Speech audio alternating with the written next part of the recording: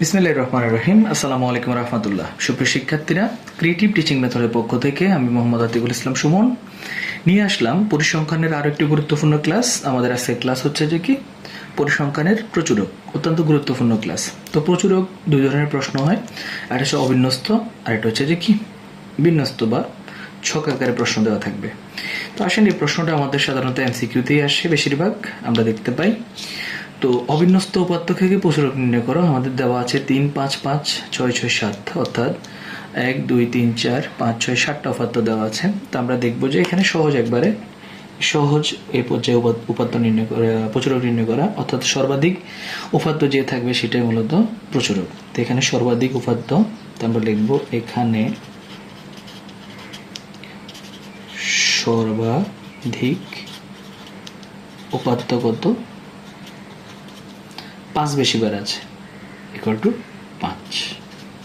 সুতরাং প্রচুরক সমান কত? 5।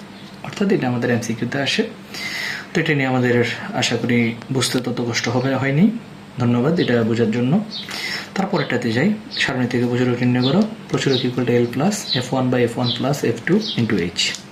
তো এখানে F1 F2-র ব্যাখ্যা দেওয়া আছে। L হচ্ছে প্রচুরক শ্রেণীর নিম্নসীমা। আমরা অঙ্কতে দেখব প্রচুরক শ্রেণী কিভাবে নির্ণয় করা হয়। সর্বাধিক গণসংখ্যা থেকে পূর্ববর্তী গণসংখ্যা বিয়োগ করলে F1 পাবো। বড় গণসংখ্যা যেটা থাকবে তার থেকে তার উপরেরটা বিয়োগ করলে F1।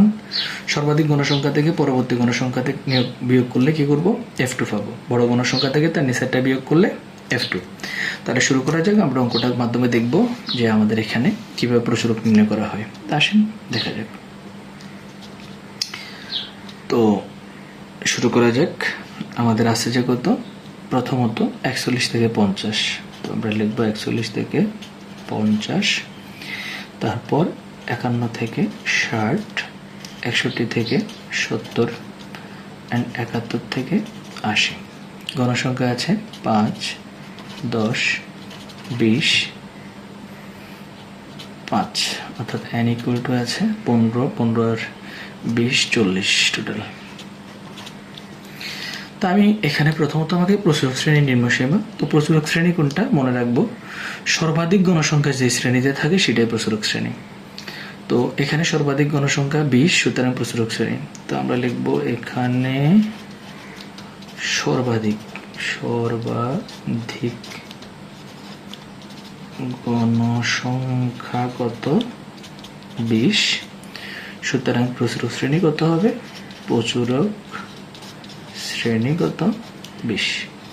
সরি, কত আছে? 61 থেকে 70। 61 থেকে 70। তো সুতরাং প্রচুরক সমান L plus F1 by F1 plus F2 into কত? H। তো দেখা যাক যে আমাদের প্রচুরক শ্রেণীর নিম্নসীমা এখানে কত? 61। আমি প্রচুরক শ্রেণী দেখতেছি 61 থেকে 70, তাহলে 61 প্লাস F1 হচ্ছে বড় গণসংখ্যা থেকে উপরের গণসংখ্যা বিয়োগ, অর্থাৎ 20 থেকে 10 বিয়োগ করলে কত হয়? 10 হয়। তাহলে F1 পাওয়া গেল 10। F2 হচ্ছে বড় গণসংখ্যা থেকে নিচেরটা বিয়োগ, অর্থাৎ 20 থেকে 5 বিয়োগ করলে কত হয়? 15 হয়। তো আমাদের অনেক শিক্ষার্থী এখানে ভুল করে, সেটা হচ্ছে যে সে F1 লিখে দেয় বড় গণসংখ্যার উপরেরটা মানে 10, F2 লিখে দেয় বড় গণসংখ্যার নিচেরটা মানে 5। এভাবে লেখা যাবে না, বিয়োগ করতে হবে। বড় গণসংখ্যা থেকে উপরেরটা বিয়োগ, অর্থাৎ 20 থেকে 10 বিয়োগ করতে হবে। এবার বড় গণসংখ্যা থেকে নিচেরটা বিয়োগ, অর্থাৎ 20 থেকে 5 বিয়োগ করতে হবে। তাহলে F1 আর F2 আশা করি বুঝতে পেরেছি। আর H মানে শ্রেণীব্যাপ্তি কত? 10। তো এখন আসেন আমাদের ক্যালকুলেশনে পড়ব। তো এই ক্ষেত্রে আমরা আগে গুণ করব, পরে ভাগ করব, শেষে যোগ করব। তো আগে গুণ করেন। 10 সাথে 10 গুণ করলে 10 ইন্টু 10 ইকুয়াল 100 ভাগ 10 আর 15-তে 25 ভাগ 25 ইকুয়াল টু 4 যোগ 61। তাহলে সমান সমান 65। আরেকবার দেখাই দিচ্ছি। 10 গুণ 10 ইকুয়াল 100 ভাগ 10 আর 15-তে কত? 25 ভাগ 25 ইকুয়াল টু 4, শেষে যোগের কাজ প্লাস 61। কেউ যদি আগে যোগের কাজ করেন তার অঙ্ক ভুল হবে। আশা করি বুঝতে পেরেছেন শিক্ষার্থীরা। এটা হচ্ছে আমাদের প্রচুরক। ধন্যবাদ সাথে থাকার জন্য। আল্লাহ হাফেজ। আসসালামু আলাইকুম রহমতুল্লাহ।